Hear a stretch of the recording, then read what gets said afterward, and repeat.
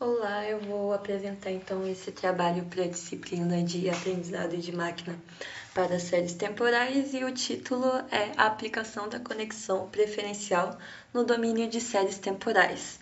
Esse trabalho foi feito por mim, meu nome é Sofia, pelo Danil e pelo Gildo. Aí, basicamente, então, a gente vai tratar de inicialização de pesos de redes neurais. Então, existem métodos que fazem com que minimize os valores extremos de neurônios, né? Como o método de K-mean, de forma a uniformizar a rede. Mas, ainda assim, tem problemas de saturação. Então, foram utilizados métodos de ciências de redes em redes neurais e um método foi então o PAR-W, que deu super certo aí para classificação de imagens e a gente vai testar então no domínio de séries temporais.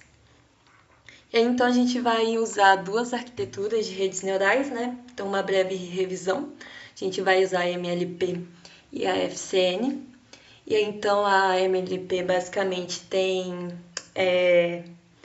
camadas, né, intermediárias com 500 neurônios, dropouts com taxas de 0,1, 0,2 e 0,3 com função de ativação ReLU. E aí também, então, a saída vai ser processada por uma função softmax. Já o FCN, ao invés de usar camadas, vai usar então convoluções de tamanho 8 com 128 filtros, de tamanho 5 com 256 filtros e de tamanho 3 com 128 filtros. Vai usar então uma normalização BET, função de ativação ReLU, e aí no final então vai ser aplicado um global pooling para diminuir a dimensão e também vai ser então processado uma função softmax. E aí basicamente esse método, né, que a gente vai testar em séries temporais, ele usa um conceito de redes complexas de livre escala, que é a conexão preferencial, que é basicamente a lei do rico fica mais rico. Então você vai ter que nós, altamente conectados, eles vão ter mais conectividade que seus pares menos conectados. Então a probabilidade de um nó, né, se conectar, ela vai depender do grau do nó, né, de quantas conexões que o nó tem. Então, um novo nó na rede, ele é livre para escolher qualquer outro nó da rede, mas a probabilidade dele escolher um nó que possui mais conexões é mais alta. E aí, então, a gente vai tratar então as redes neurais artificiais como se fossem grafos bipartidos, em que VL, então, vai ser os nós de entradas, que correspondem, então, aos neurônios da camada atual. E a gente aqui vai ter, então, os nós de saída, que correspondem à camada... Desculpa. A gente vai ter aqui esse VL, então, que são os nós de entrada, que correspondem aos neurônios da camada anterior, e o VL mais um, que são os nós de saída, que correspondem às camadas de neurônios atuais. E aí, então, a gente vai ter o E também, que vão ser arestas, que vai representar os pesos das conexões, né? E o peso dessas conexões, quando somados, vai corresponder então à força de um neurônio, que é basicamente o grau do nó, o grau do neurônio ponderado. E basicamente, então, aqui no PAR-W, a gente vai usar, né, que a probabilidade de um nó se conectar vai ser dada por isso aqui, em que S, então, vai ser a força do neurônio I, numa iteração T, e a gente vai ter, então, aqui um ajuste em que a distribuição de força ela vai ser deslocada para o lado positivo e a gente vai somar 1 para evitar probabilidades nulas. E aqui vai funcionar basicamente como uma conexão preferencial invertida. Então, a gente vai ter neurônios com forças muito altas, eles vão ter maior probabilidade de receber pesos negativos. E neurônios com força muito baixa, eles vão ter maior probabilidade de receber pesos positivos. De forma que em T iterações, né, esse algoritmo vai fazendo várias iterações, de forma que em T iterações a força se aproxime de zero. Então, basicamente, aqui a gente tem uma imagem, né, do artigo do Scabini, que propôs esse par W. E aqui, basicamente, então, a gente tem os neurônios, em que o tamanho representa a força, né? Então, quanto maior o tamanho, maior a força.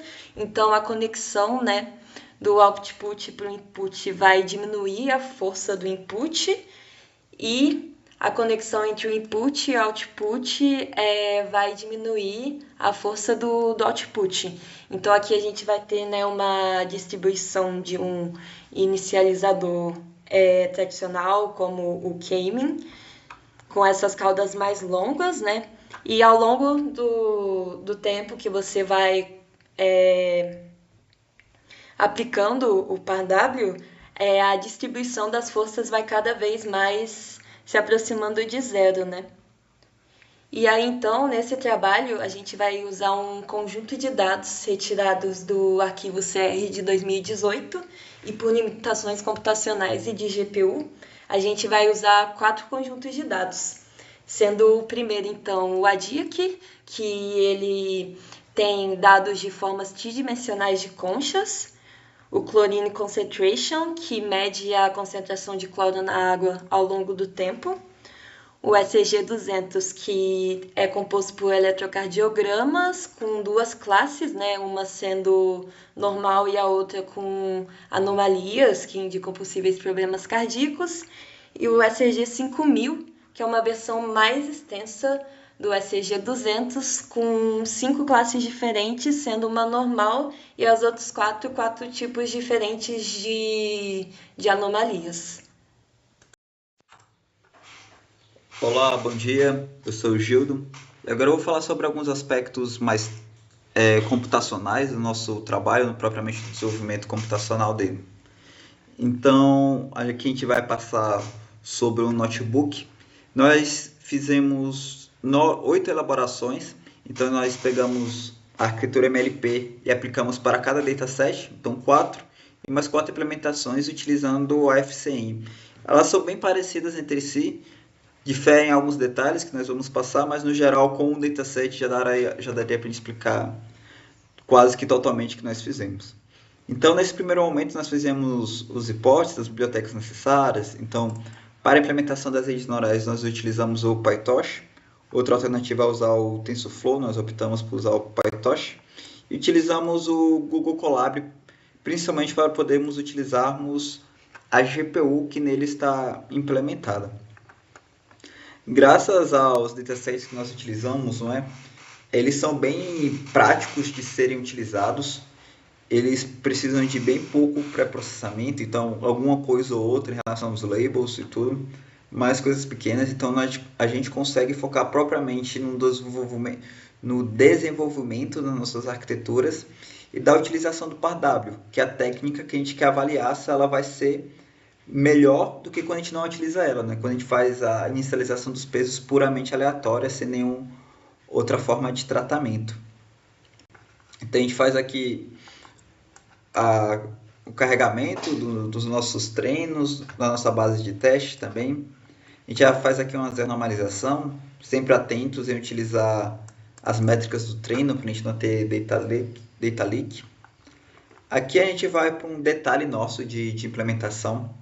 Então, como nós estamos puramente interessados em verificar se o par W ele é melhor do que quando a gente não utiliza, quando a gente utiliza a inicialização pura, nós acreditamos que não haveria problema utilizar metade do nosso dataset de teste para validação. Então, nós vamos ter o X de treino, o X de validação e o X de teste. A gente só quer saber se, quando a gente compara o par W com o não par W, se eles vai sair melhor. Então, aqui a gente tem alguns sanity checks, né, para a gente saber como que estão os shapes, o número de classes, se está tudo indo tudo ok. Aqui uma classe para a gente determinar o time series dataset, que é algo importante para a implementação do PyTorch. Aqui Outra opção também de modelagem, a gente determinou que o nosso batch size seria de 16. Poderíamos ter utilizado uns valores maiores, mas nesse primeiro teste nós resolvemos utilizar 16. Aqui agora a gente fala puramente da classe MLP, não é? Então a nossa rede neural em si. Nós utilizamos a implementação do artigo já mencionado. Ele tem 3, 4 camadinhas que totalmente conectadas. São camadas bem largas, não? Elas apresentam aí 500 neurônios de largura, bastante coisa. Elas têm alguns dropouts, tem uma ReLU. Então, uma MLP bem decente. E no final, o número de classes, dependendo do problema que ela está lidando. Aqui a gente tem a inicialização já na própria inicialização dos pesos, já na própria chamada do nosso MLP. Então a gente prossegue aqui, alguns outros sanity checks. Aqui, alguns pontos importantes, não é? Nós resolvemos, como o próprio trabalho do Scabini, utilizarmos 100 épocas, então o número arbitrário também poderia ser 50, 200 épocas. Acho que isso depende muito do poder computacional. Dado que nós estamos utilizando o Colab, talvez um número menor fosse mais adequado, mas acabamos mantendo o mesmo do Scabini, que é 100. Um learning rate, que depende do método que você quer avaliar, não é? Então a gente prosseguiu com a mesma arquitetura no artigo que propôs a FCN e a MLP para o estudo de séries temporais, então esse 001 para MLP. E nós mantivemos também a uma escolha de Scabini um número de 100 seeds. Então nós vamos realizar o treinamento de 100 séries que foram inicializadas de 100 formas diferentes, e cada série vai ter 100 épocas de treinamento, né? Então a gente vai ter um teste bastante robusto, variando as seeds e com um bom número de épocas. Aqui a gente define algumas das nossas funções. Então primeiro a gente define uma função para o treino em uma época. Então a gente seta que o nosso modelo ele vai estar no modo treino, a gente determina uma loss e uma correct prediction. Então a gente faz uma interação sobre o nosso data loader e vamos passando aqui de forma mais rápida. Então aqui a gente vai ter o backward press, não é? Que é super importante para as redes neurais. E por fim, a gente retorna uma average loss e a acurácia. Aqui a gente tem uma função bem parecida, mas ela é propriamente para fazer a avaliação, o eval. Então a gente não vai fazer o backward pass, então vamos só avaliar, não é só o forward pass. Então aqui é principalmente quando a gente está olhando o dataset de validação e o dataset de teste, né? Que a gente não quer fazer nenhuma forma de treinamento, a gente só quer olhar as métricas e ver como que elas estão indo. Então por isso que a gente tem essa função de eval. E aqui a gente tem propriamente nossa função de treino. Então a gente seta a nossa seed, então ela que vai controlar a inicialização aleatória dos nossos pesos. E aqui, nesse caso, para o ADIAC, nós estamos utilizando o MLP. Então a gente passa o tamanho do nosso input, que depende da nossa série, do nosso problema, do nosso número de classes também. Então a gente manda para a GPU, caso ela esteja disponível.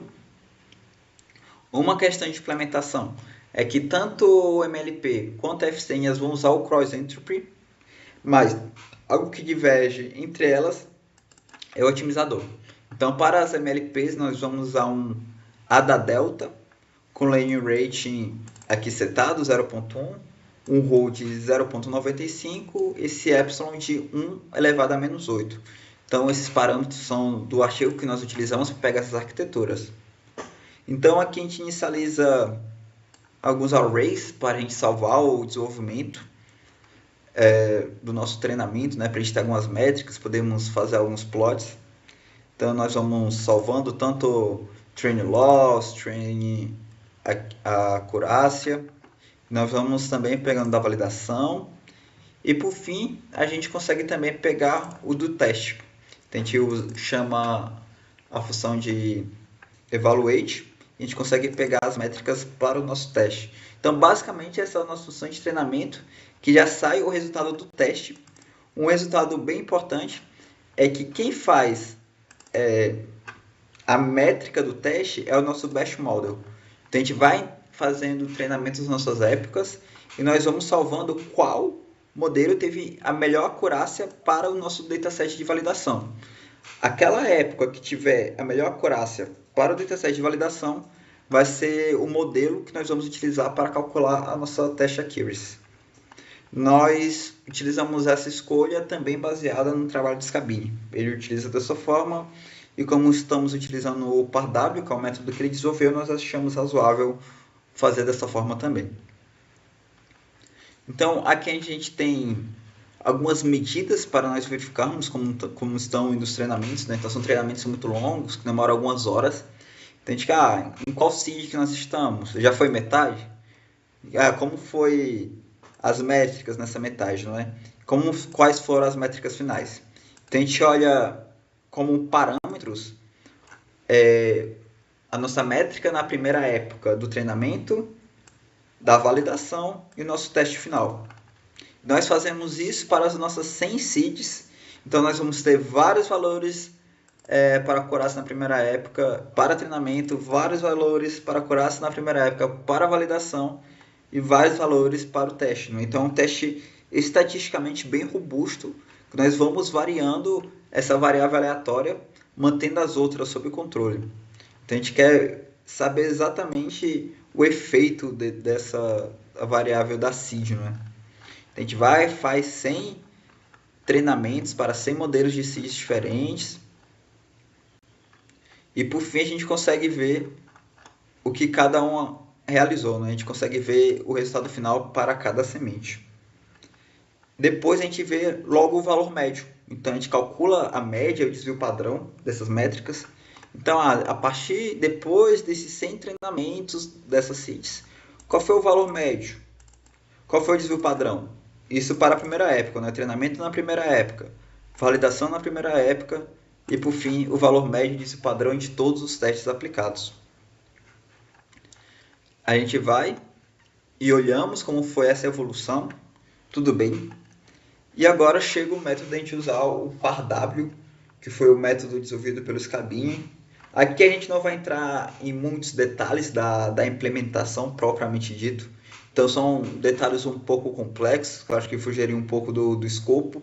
Nosso interesse era mais em aplicar essa métrica que ele desenvolveu, essa forma de a gente atualizar os pesos das redes neurais e ver como seria o impacto. Não é? No próprio trabalho dele, ele aplica isso para imagens e nós queríamos saber como seria o impacto disso para o domínio de séries temporais.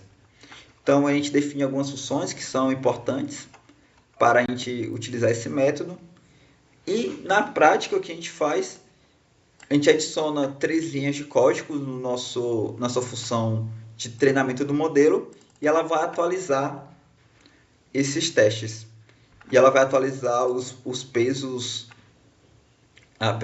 E ela vai atualizar os pesos das nossas redes neurais. Então, aqui se segue de forma idêntica. Aqui também a gente vê novamente as métricas para cada seed, a cada 50 épocas. A gente passa sobre isso aqui. Estamos chegando ao final. E por fim, a gente consegue fazer um plot. Fazer um plot comparando o PAR-W com os pesos originais, né? Então, nesse caso aqui do MLP para o ADIAC, a gente vai ter uma escala logarítmica aqui no eixo X. E aqui a gente vai ter o treino e aqui a gente vai ter a validação. Então, a gente nota o desempenho da acurácia e a gente vê que ela de fato melhora. Aqui para o treino a gente vê que no final o PAR-W já está tendo resultados superiores. E aqui para a validação a gente tem um resultado curioso, né? O PAR-W começa pior, mas depois aqui ele já começa a ter um desempenho muito melhor, principalmente quando a gente chega em 100 épocas. Então, basicamente é isso. Então a gente dá um print para a gente fazer essas comparações das métricas em si, mas a gente vai entrar mais a fundo nisso daqui a pouco. Então, essa foi a ideia dos nossos testes. Então, todos os nossos 8 notebooks vão seguir essa mesma linha de raciocínio. Aqui é mais para a gente falar um pouco sobre a arquitetura da FCN. Então, novamente, a gente utilizou a arquitetura proposta no artigo que a gente já mencionou. E a gente vai ter algumas camadas convolucionais. Nós determinamos o número de channels de saída, o tamanho dos kernels que vão fazer essas convoluções, o stride, o padding. Então é mais para a gente mostrar que de fato a gente utilizou arquiteturas diferentes, sempre atenta aqui ao 1D. Então a gente não está fazendo convoluções em imagens, né, que normalmente são 2D, estamos fazendo em 1D. E nós passamos aqui a nossa rede neural com seus pesos inicializados. Outro detalhe importante para a implementação é que, diferentemente do que a gente viu para MLP, na FCN a gente vai utilizar outro otimizador. Nós vamos utilizar o ADA. Então, a gente vai utilizar o ADA com o lane rate menor, 0.001. Nós vamos ter dois betas, o beta 1 com 0.9 e o beta 2 com 0.999 e o epsilon com o mesmo valor. Um é menos 8. Então, essas são as principais diferenças da MLP para a FCN. No nosso código em si, não são arquiteturas bem diferentes, mas no nosso código são somente essas as diferenças. Então, a gente consegue reaproveitar bastante coisa e realizar bastante testes. Agora, falando mais propriamente dos resultados que nós alcançamos, então aqui a gente vai ter uma tabelinha. A gente vai ter aqui na esquerda os nossos datasets. Aqui a forma dos nossos pesos, não é que é aquela padrão ou aquela utilizando o par W como aprimoramento. Aqui nas colunas, então, a acurácia de treino para a primeira época, a acurácia de validação para a primeira época e os valores médios da acurácia para o teste.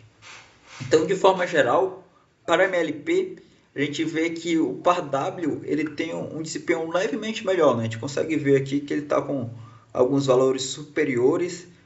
Pouca coisa, acho que aqui é uma das poucas exceções, mas a gente consegue ver que ele está com valores superiores. Algo que pode ser útil para futuros estudos, não é de fato fazer um estudo estatístico, um teste de hipótese para saber, poxa, para o MLP, o PAW de fato foi superior? Então esse teste de hipótese pode ser muito útil para verificar. Olhando a tabela, a gente fica com a sensação de que, de fato, o par W teve um desempenho superior ao normal, né? O que a gente, de fato, acaba vendo comumente. Além da tabela, outra visão interessante é essa que eu mostrei, né? Que eu tinha mostrado anteriormente, que é a evolução da acurácia ao longo do nosso treinamento. Então, aqui, novamente, para o ADIAC, a gente vê que perto da época CN tem uma disparada, mas a gente vê que são muitos comportamentos diferentes. Então aqui para um outro dataset, esse da concentração, a gente já vê um comportamento bem complicado, né? A gente provavelmente vê um overfit aqui, então a acurácia caindo com o número de épocas para a validação e subindo aqui para o treinamento. Então a gente foi bem agnóstico ao dataset que nós estávamos utilizando, né? Então, a gente utilizou a mesma arquitetura, os mesmos parâmetros, só queríamos ver como que sairia a acurácia. Então, provavelmente, para esse dataset, a gente ter parado o treinamento mais cedo teria sido uma opção melhor. Aqui, para o nosso ECG de 200 dados, nós já vimos que aqui para a validação, né, a gente já tem um bom deslocamento desde o começo e ele prossegue até o nossa centésima época, né? Aqui a gente já vê um comportamento diferente para o ECG 5000. Então, aqui a gente tem agora a tabela para o nosso FCN. Então, a gente viu que para MLP nós estávamos com boas métricas, mas aqui nós notamos algo complicado. A gente nota que são muitos os momentos em que o normal ele vai ter métricas superiores ao FCN. E também nós notamos que estamos com erros muito elevados. Então, isso é complicado, não é? Então, para a gente fazer essa verificação visual, esses erros elevados são muito complicados. Então, de fato, mais uma vez, a gente ressalta a importância de fazer o teste de hipótese, para conferirmos se o par W ele, de fato consegue se sair melhor que o normal. A gente tem com o MLP uma sensação que de fato se sai, e quando a gente olha para a FCN, pelo menos para essa arquitetura, ela já não sai tão bem. Aqui a gente tem novamente o plot da evolução da acurácia, e a gente vê que então somos comportamentos mais acirrados, né? Eles dificilmente se descolam. Então a inicialização padrão e a inicialização com par W estão muito próximos. Então, como conclusões para o nosso trabalho, acho que a gente fica com duas principais dores. Então, acho que a principal dor, a gente ter utilizado somente 4 datasets. Eu acredito que para um estudo mais elaborado deveríamos ter usado todos os datasets disponíveis, mas infelizmente, devido às restrições computacionais, principalmente de GPU, a gente se limitou a apenas esses 4. E outra forma de aprimoramento do nosso trabalho é de fato a gente fazer um teste de hipóteses cuidadosamente comparando se de fato o par W ou estatisticamente ele é superior ou inferior ao método de inicialização padrão. Acho que é isso, pessoal. Muito obrigado. Bom dia.